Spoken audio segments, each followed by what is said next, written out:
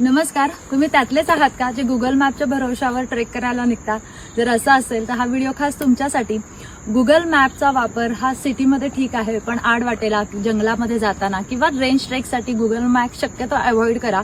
याचं कारण असं की गुगल मॅपनी जो काही रूट दाखवतो तो त्या पर्टिक्युलर स्पॉटला जातोच असं नाही.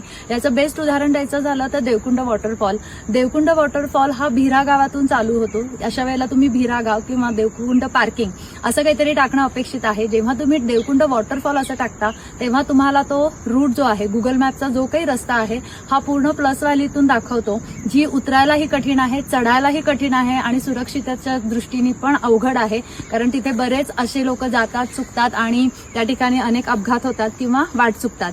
तर अशा गोष्टी अवॉइड करा. गुगल ताईंच्या भरोशावर फार राहू नका. अशा ट्रेकच्या सेफ्टी टिप्ससाठी मला फॉलो करा. तुमची trek expert Snehal Girde, gtrek.in. Thank you.